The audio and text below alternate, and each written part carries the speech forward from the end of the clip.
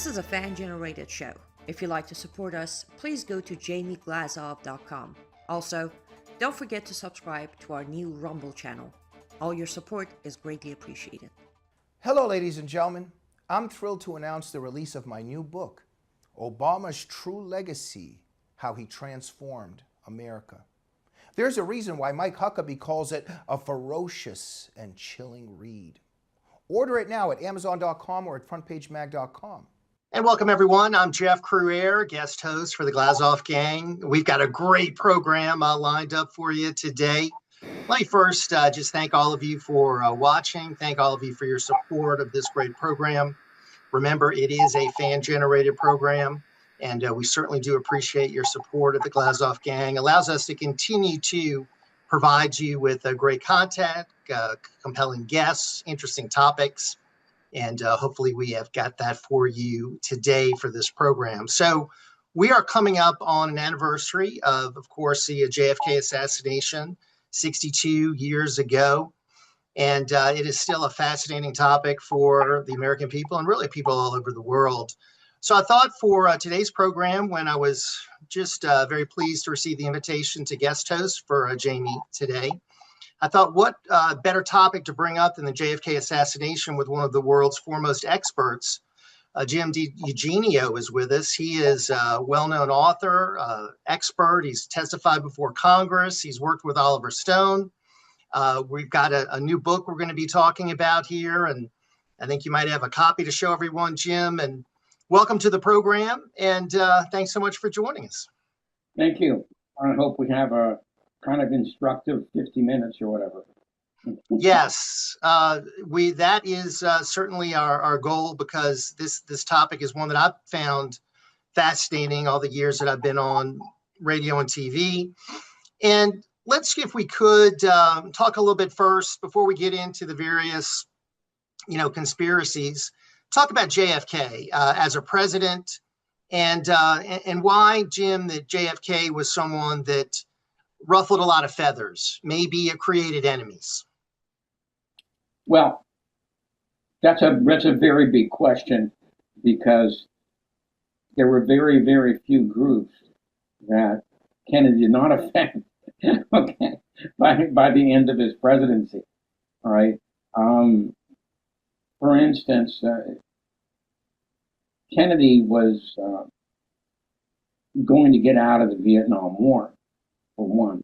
That's been pretty much proven by the new releases by the so-called Assassination Record Review Board. So this kind of antagonized some of the more hawkish people in the military. Kennedy was working for a rapprochement with Fidel Castro in Cuba. He was also trying to reach for a détente with Khrushchev in Russia. All right. He was also threatening to pull funding for Israel because he knew they were lying to him about creating an atomic bomb at the Dimona reactor in the Negev desert. All right. So all these things that he was doing, which were so different than his predecessor, Eisenhower, these tended to antagonize people in the military and in the CIA. All right. Now, on top of this, there was also Kennedy's brother, Bobby, and his war against organized crime. All right. So it was not just people in the government, it was people outside the government. All right. Okay. And then there was also something that's not very well known, is that Kennedy wanted to sponsor more and more state banks as opposed to the Federal Reserve. All right. And this kind of created some friction between his Secretary of the Treasury, Douglas Dillon, and also people on Wall Street, most notably David Rockefeller.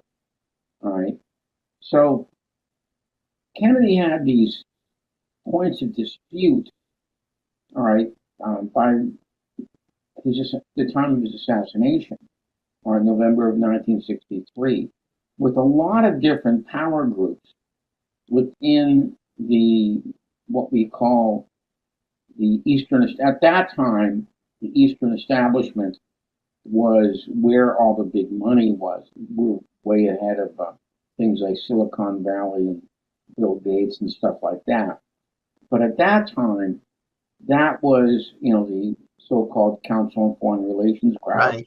And what they call the Eastern establishment, the Rockefeller, Morgan empires, and stuff like that. So, Jim, he had a lot of enemies, basically. I mean, he ruffled a lot of feathers. As you said, he went in a different direction from the Eisenhower administration. But I remember, the last warning of Dwight D. Eisenhower when he left office was about the military-industrial complex. And that is something that Kennedy took to heart, correct?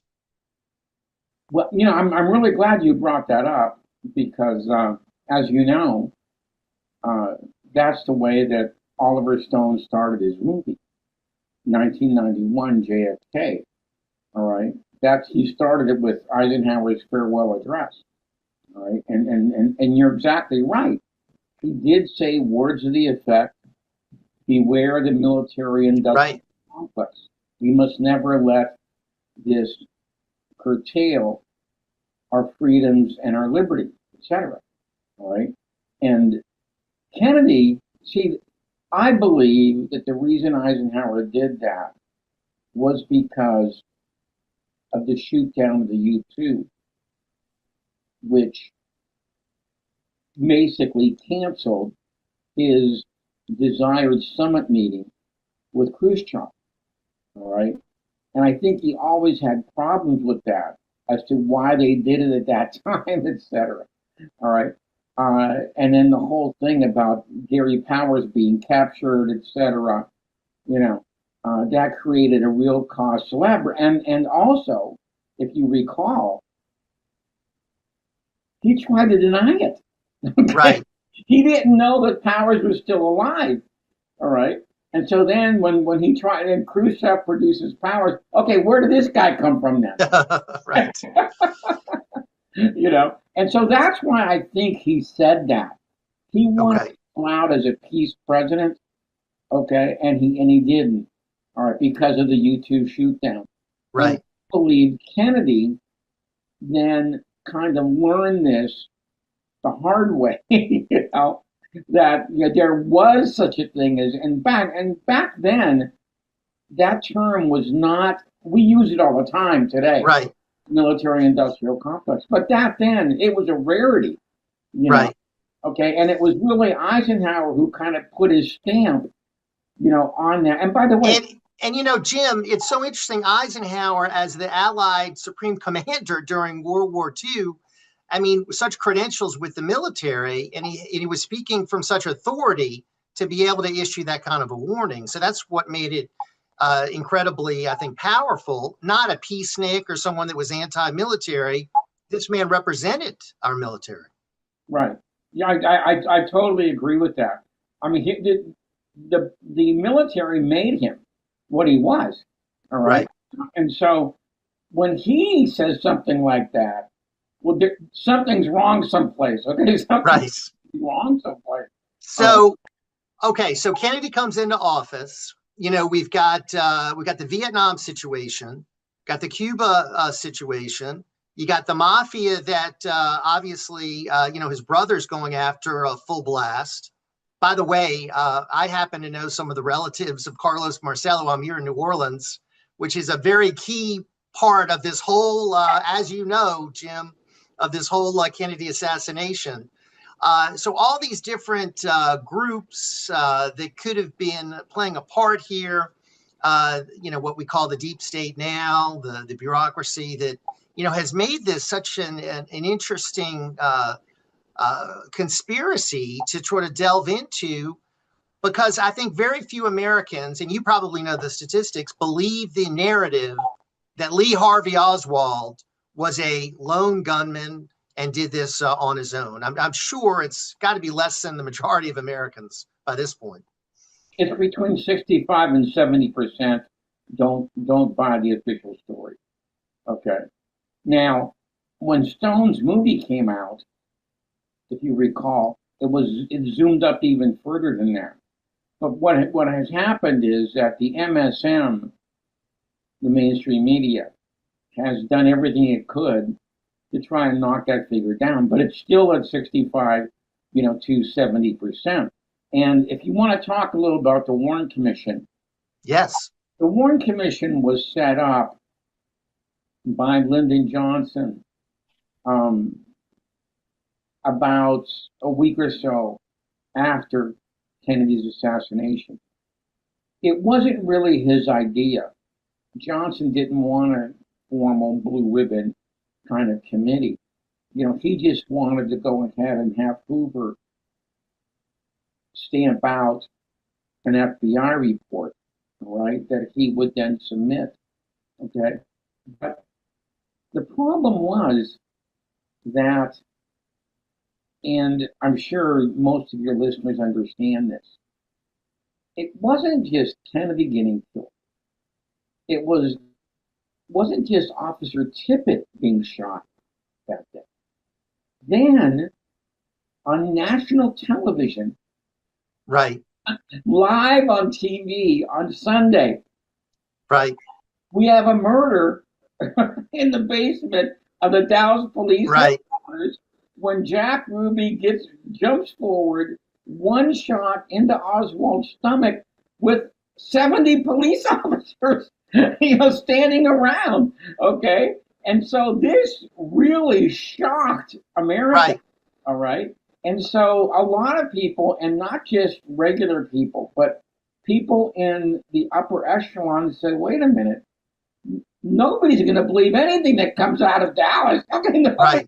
After watching this shooting escapade. And Jim, this is also after Oswald had said he's a patsy, right? Right. Yeah. That's what he said. That's what he said to the media guys. Okay? Right. Being ushered out. I'm just a patsy. All right. And well, when people get shot live on television, they tend, well, why would you do something like that? Right. And the obvious first suggestion is they didn't want him to talk. That's why. Right. Right. And so, and by the way, let me, on that note, Saturday night, Oswald wanted to make a phone call. This process went through a secretary, and then it went to the Secret Service. Oswald passed a message to the secretary. The secretary gave it to the Secret Service.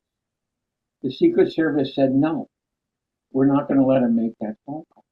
So the secretary ripped up the piece of paper, put it in the trash can.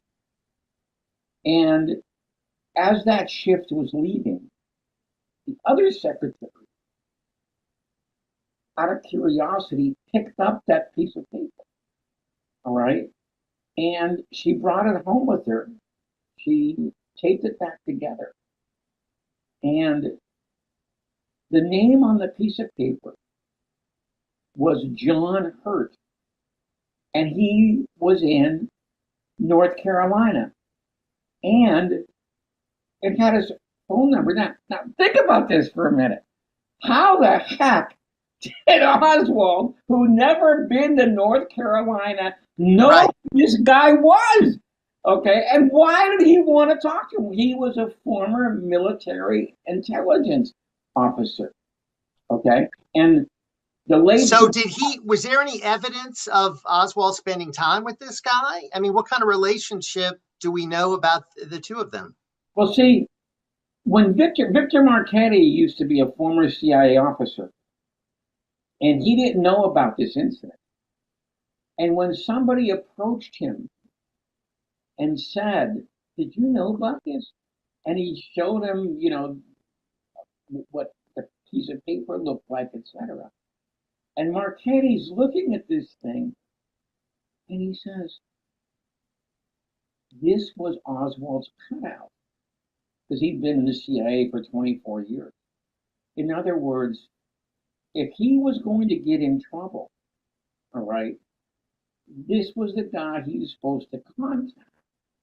And so this is what most people believe that this was all about. Right. He was trying to, what am I supposed to do? Right. Oswald really getting worried, are these guys going to frame me? All right, for something I didn't do?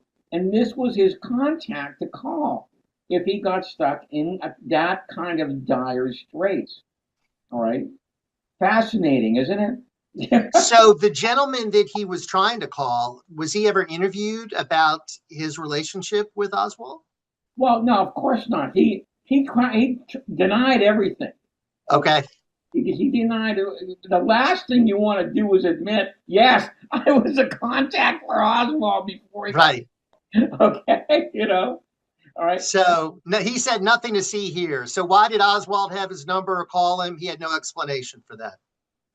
Yeah, well, I think most people today believe that, contrary to what the Warren Commission said, that Oswald was some kind of either military intelligence undercover agent, Right. some kind of CIA Asset, right? Right. All right. And he was what they call in the trade, which I'm from New Orleans, you must know this, it's called being an agent provocateur. Right. That is, you're sent into a group in order to destabilize it and discredit it.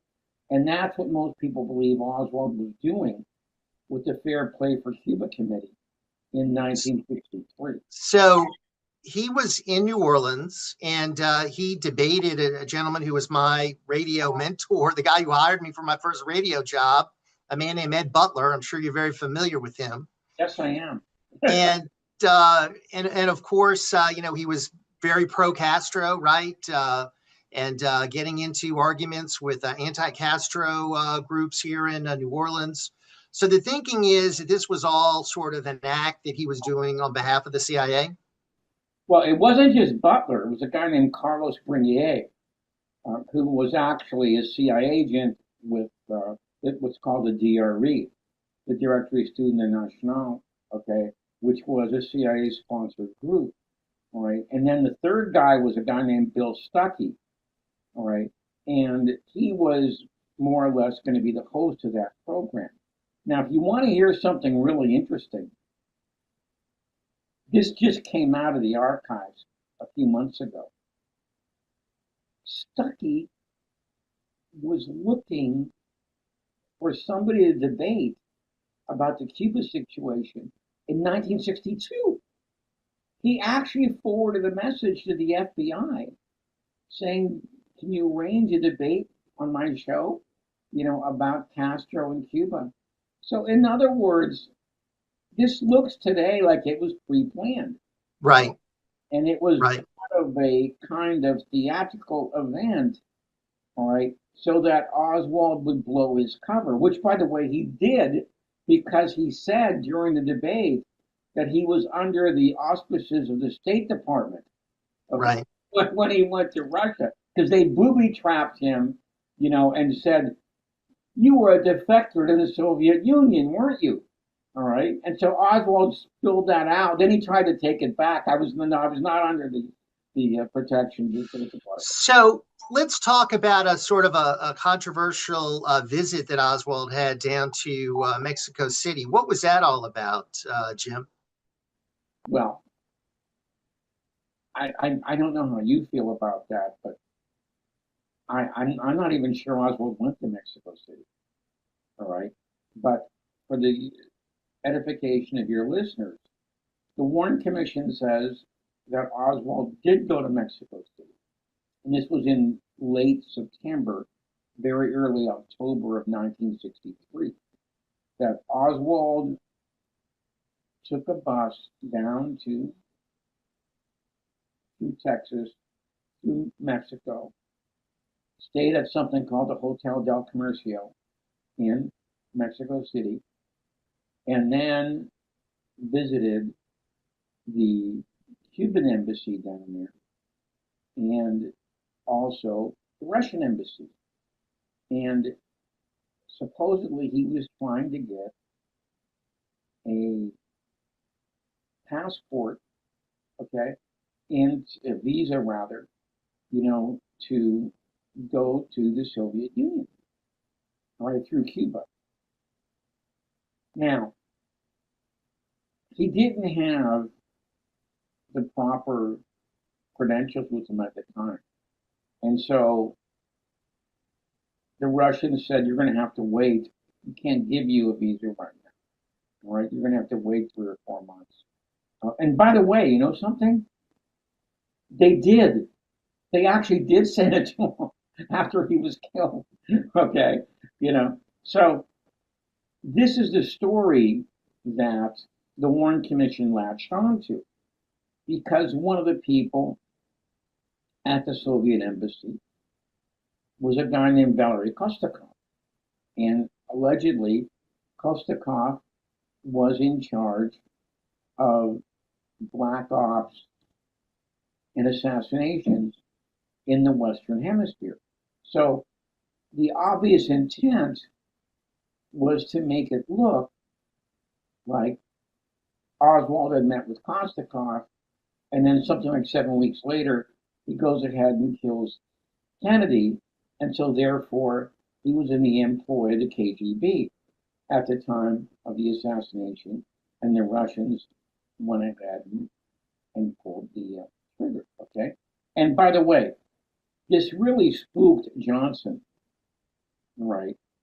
And this is what he used to intimidate Richard Russell and Earl Warren to get them to serve on the Warren Commission.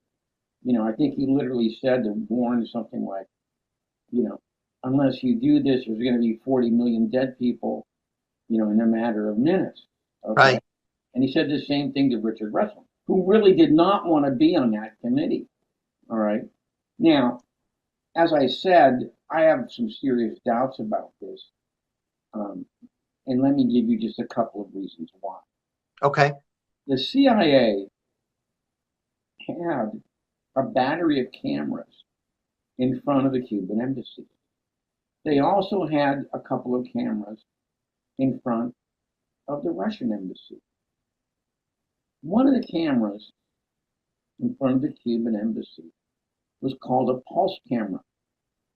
Why was it called that? Because it was so sensitive that every time there was a change in air pressure in the front door of the Cuban embassy, it would snap a picture. In other words, whenever the door would open and close, it would snap a picture. Now, Oswald visited the Cuban embassy 3 times, the Soviet embassy twice. All right, so just do the arithmetic. There should be 10 pictures of Oswald going in and coming, And coming out. Right. Right. You know how many there are? None. Okay. There's no picture of him going in or going out of either embassy, which is very hard to believe. Right. Now, the other problem is this. The night of the assassination, now understand that down in Mexico City, the Russians would tape our embassy, we would tape their embassy, we would tape, the microphones and stuff like that, and tablets, Right. etc. Right. So the CIA sends what they say is a voice tape of Oswald. I believe this one was in the Cuban embassy. All right. And they send this up to the border, and then they transport it to Dallas. Well, the next day, Hoover writes a memo and says, the FBI agents sitting in on Oswald's interrogation have heard this tape that the CIA sent up here. And they say it is not the guy that they are talking to. in detention. So in other words, they couldn't find one picture of Oswald. They couldn't find one voice match. Now, this leaves me to begin some doubts about this whole thing. Right. There was the woman, okay, Duran, who was the receptionist at the Cuban embassy, all right? And when she was interviewed by the House Select Committee on Assassinations, one of the investigators there, a guy named Eddie Lopez, said, would you care to describe this Oswald guy as you knew him? And she said, yeah, he's about as tall as this guy. And she pointed to Gary Cornwall. Gary Cornwall's about 5'5" or 5'6". All right. And he had blonde hair. And so Eddie looks at her and says, he was 5'5" or 5'6", and he had blonde hair. How tall was Oswald? He wasn't a big guy, right? Oswald was about 5'9", and he had brown hair. Right, right. So these are the problems I have. Okay, right. His story. You know. Now let's fast forward to that fateful day, November 22nd, 1963, where JFK is tragically shot and killed. Is it your belief, Jim, that Oswald took any shots from the book depository? Was he one of the ones who did participate in the murder? What was his role on that day, in your view? I don't think Oswald took any shots. Okay. In Dealey Plaza that day. All right. And the reason I don't think that is because there isn't any evidence that places him where he has to be. Okay, which is on the 6th floor of the Texas School Book Depository. There are witnesses that place him in the book depository, right? Well, yeah, because he worked there, but not where what's the so-called sniper's nest. Right. On the 6th floor. All right. There isn't any credible evidence that he was. In fact, most of the credible evidence says he was either downstairs on the 2nd floor. There's even photographic evidence that suggests he was outside. Okay. In the so-called foyer area. All right. So was he a marksman? I've heard all kind of various comments where how good of a shot he was or not. Okay. So Jeff, you know a little bit about this. Okay.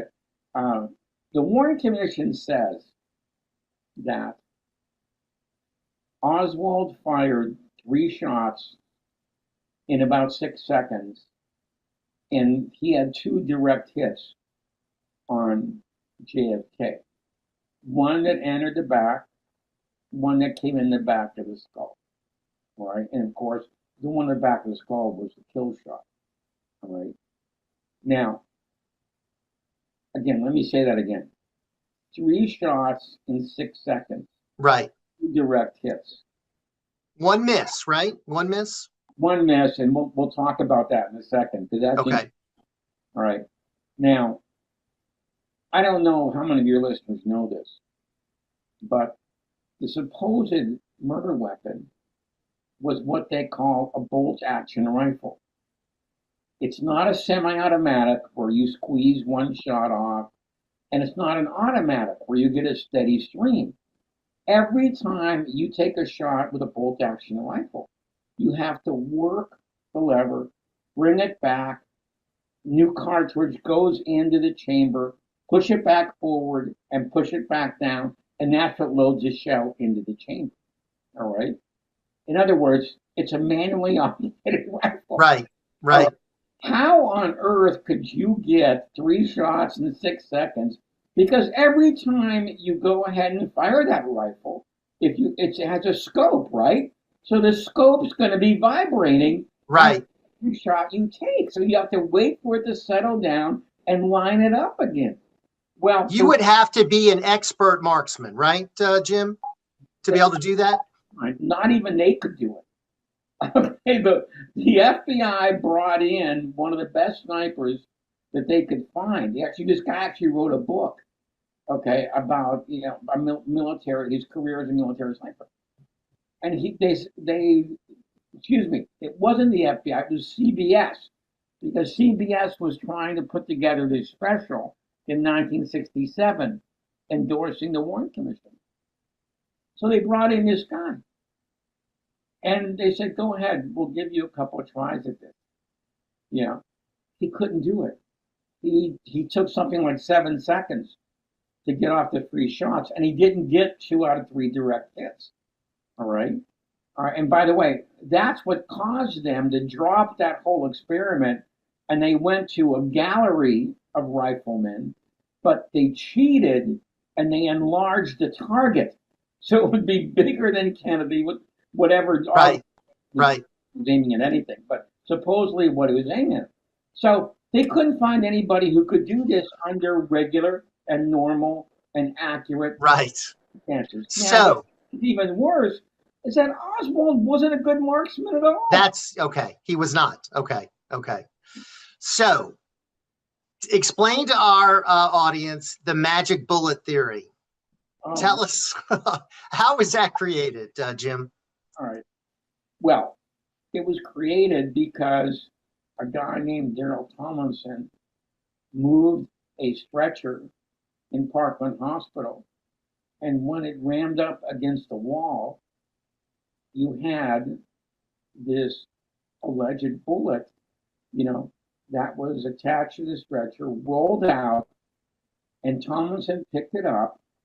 He gave it to the security officer, O.P. Wright, and O.P. Wright gave it to the Secret Service. They gave it to the FBI. And Arlen Specter, when he was commandeering the ballistics part of the Warren Commission, said, well, that must have been Conley's stretcher, and this must have been the bullet that passed through Kennedy and Conley and landed on his stretcher. All right, now, this is what is called the single bullet theory. This idea that Specter put together said that this bullet comes in from the 6th Fort, enters Kennedy's back, exits his throat, goes forward, hits Conley in the right side of his back, right below his shoulder blade, comes out the front of his chest, goes to the right, smashes Conley's wrist, then goes to the left and lands so ridiculous in his upper thigh. Okay? And somehow it worked its way out of its upper thigh and ended up on this stretcher in Parkland Hospital where Tomlinson found it. That's the magic bullet. And it's the sine qua non of the Warren Report. If there is no magic bullet, the whole Warren Report evaporates overnight. Okay? All right. So you've made a convincing case. This whole idea is ridiculous.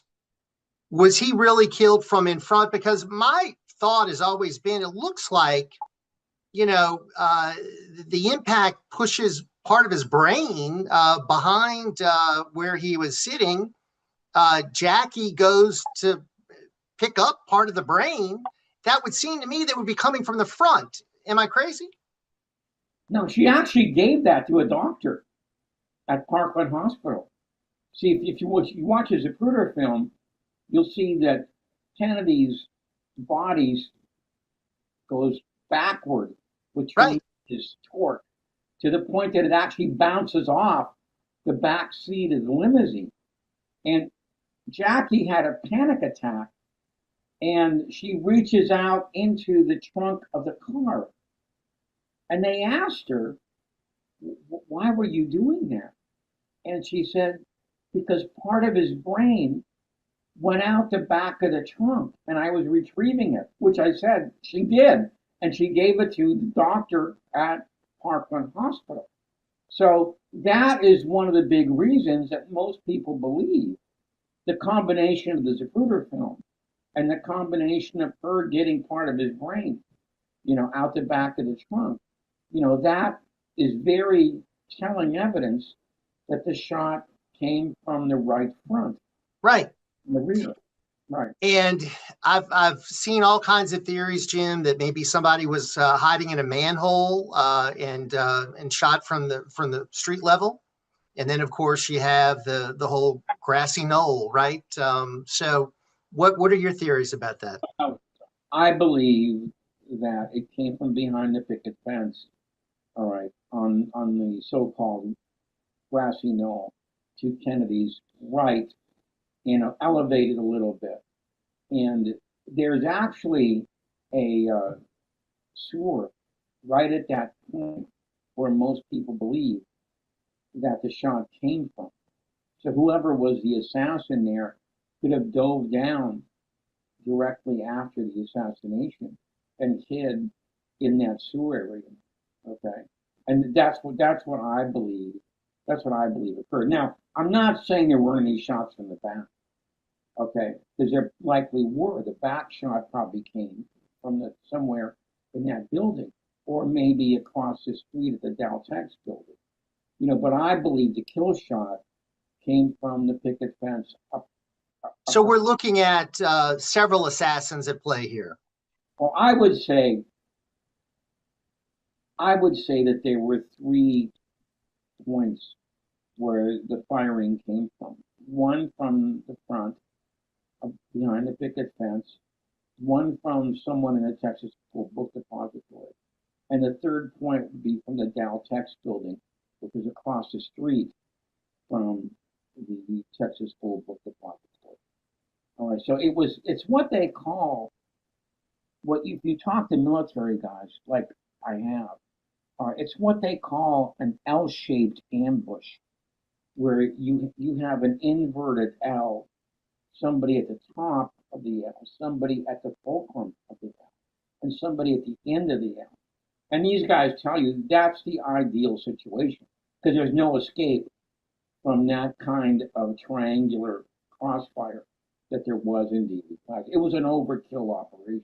Right. And of course,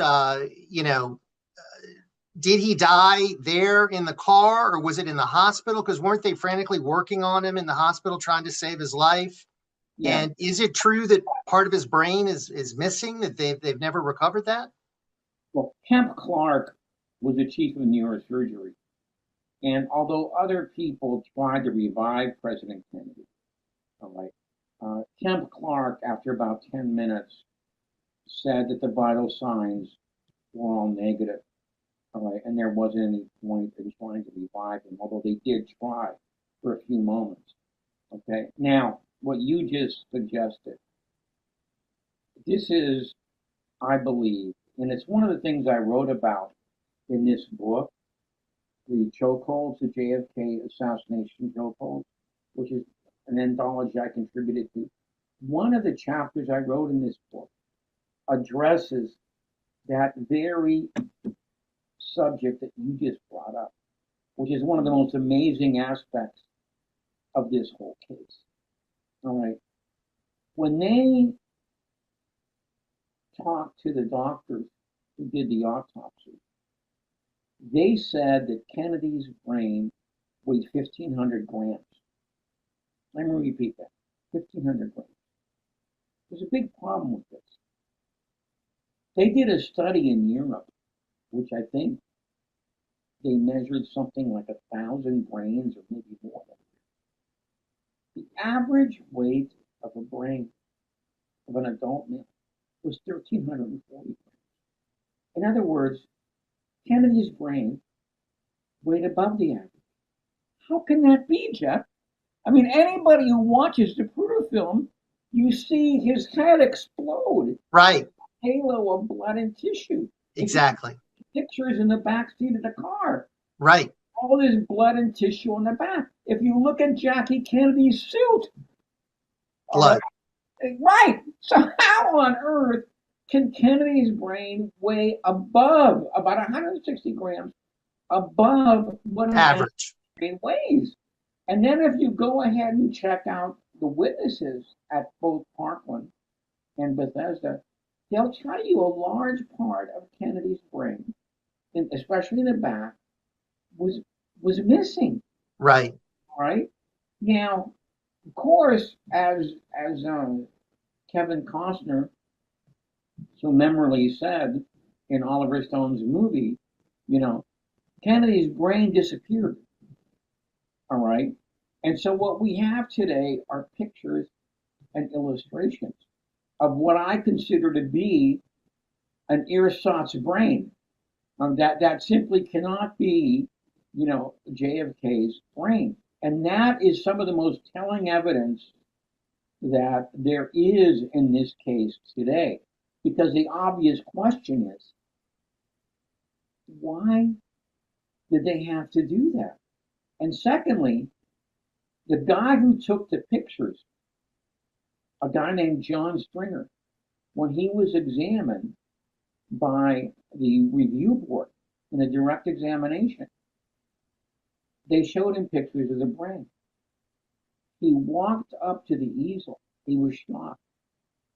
He said, wait a minute. You see those numbers down there at the bottom? That means this was taken as a press pack in a series. I didn't use a press pack. I never used a press pack when I was taking off computers. Then he said, this is Ansco film. I didn't use Ansco film. I used Kodak. And so when the chief counsel at the end of the examination said, are you ready to say that you did not take these pictures? And Stringer said, if that's Ansco and that's a press pack, I didn't take these pictures. So who took them? So, And why did somebody else have to take them? right. That, such important questions. All right. So in our final few minutes, Jim, let's go through the various possibilities here. From LBJ's involvement, books have been written about that. Do you believe there was any involvement from LBJ in this? Because he obviously had a lot to gain if Kennedy was gone. And we hear that he didn't like Kennedy, that there was a bad relationship. Was he involved, do you think? No, actually, he had a good relationship with Kennedy. He did? Had a relationship with Bobby. Okay? I mean, LBJ liked JFK because JFK always treated him very well with respect. All right? But there was a few problems that he had, okay, that he felt Bobby was pushing them, all right, because Bobby wanted him out in 1964. I believe that LBJ was in his neck in the cover-up. Okay. I haven't seen any really credible evidence that he was actually on part of the conspiracy. Right. So then you have the mafia, Carlos Marcello, of course, from our area, rumors about the mafia's involvement. What say you? Conte and Giancana, okay, and Johnny Rosselli, these guys. See, one of the things we didn't get to talk about was the CIA contracted out the murder of Fidel Castro to the mob. Okay, you could believe that. It's true. All right. And so further, Ruby met Trafficante. And when he was in detention, because Castro closed all the casinos and he swept up a lot of the owners, etc. And Jack Ruby went down to Trafficante as a go-between for another guy who works for Trafficante, Louis McWillie. All right. McWillie managed one of Trafficante's casinos in Havana prior to the revolution. All right. And so what a lot of people believe, they believe that once Oswald survived the Texas theater, that the CIA got in contact with their old buddies and they said, you have somebody down there who can polish this guy off for us. All right. And like the good buddies they were, they went in, they came through and they polished off Oswald. Okay. Ruby was take about an hour to go into that. Right. He was the perfect guy to get into the police headquarters. Right. The police knew Ruby, right? He was well known to the police, correct? Well, worse than that, he gave them free drinks. He gave them free. Right. He supplied them with girls. Right. Okay, so yeah, that's why he was Okay. allowed to walk around the police headquarters that weekend. So then we move to the Russians or the Cubans involvement. I What do don't you say? I don't buy either one of them because they both were trusting JFK by that time that he would come through on this rapprochement and détente. I don't believe that Oswald was a real communist. Right. I believe, like I said earlier, I believe that Oswald was really an agent provocateur. So it's my belief that it was a inside job. The federal government, the deep state, the CIA. I think RFK Jr. has alluded to that, has said that that's what he believes. Do you believe that, Jim? Yeah, but what I believe occurred, because remember that night at Bethesda, there were over 40 people there, and there was a lot of military brass there, and they controlled that autopsy. That's why the back wound in Kennedy was never dissected, and it should have been. That should have been one of the very first things they did, but they did not. All right, and they and according to one witness, Curtis LeMay was there. You know, what the heck was Curtis LeMay doing there? Right. Right. To be at JFK's autopsy. All right. You know, under President Trump, we've had more of these files released in term one and in term two. Are there still files that are being held? Are there files that have been destroyed, Jim? I hate to say this, but yes, to both questions. If you can believe it, this is really shocking. 62 years later, even though Trump has issued an executive order, and even though the review board said everything should have been declassified in 2017, they are still concealing files on the JFK case. So here's my question. If the Warren Commission was correct, why do we have this secrecy Right. 2025 in defiance of Trump's executive order, in defiance of the legislative body that's set up the review board? Why? You know? We only have a minute or two left, and I do want to ask you about this final connection to Louisiana. You know, we have Jim Garrison, of course, with the investigation. We have all the debates Oswald was doing down here. We have the connection to Carlos Marcello and the mob. But a guy on the Warren Commission was Hale Boggs from Louisiana, a very powerful member of Congress. And he died under mysterious circumstances in Alaska. They never found his plane. And it's been reported that he had some problems with the Warren Commission's report. Is that true? He had more than problems. He cussed out Hoover right on the floor of Congress because as time went on and he learned more and more about what had happened, he literally said that Hoover lied his eyes out about everything, about the gun, about Oswald, about the ballistics, etc. And this is why after he died, his wife, who I believe was named Liddy Boggs, Lindy. she backed him and she voted for the House Select Committee on Assassinations because of the doubts that Hale Boggs had developed over the years. And I think he died in a plane crash in Alaska. And they never found his plane. And they never found the debris from the plane. Okay, which is really kind of incredible, you know. So yes, that's correct. That's another connection. I know. To the Well, I mean, we could talk for hours, but it's been so fascinating to have you, Jim, and I really thank you for your time. Show our viewers again the book and where people can get it. Okay, you can get the JFK Assassination Chokeholds online, either at Amazon, Barnes and Noble, Abbey Books, etc. All right, it's really, it's and I usually don't pat myself on the back very often, but this is really a good compendium. It's an anthology of essays that blow open the whole JFK assassination. The JFK Assassination Chokehold. I just want to thank you for your work over the years, really shedding light on this important topic, and look forward to having you back on our programs as we continue to dig for the truth in this assassination that still is captivating the American people. We still want answers. Jim, thank you for being with us. I also want to thank my good friend Jamie Glazov for allowing me the honor of hosting the Glazov Gang. Don't forget, folks, this is a fan-supported program. Please support the great work of the Glazov Gang and all the contributors, and I'm happy to be one of them. Thank you so much for joining us today, and be sure to catch the next episode of the Glazov Gang. Good day, everyone.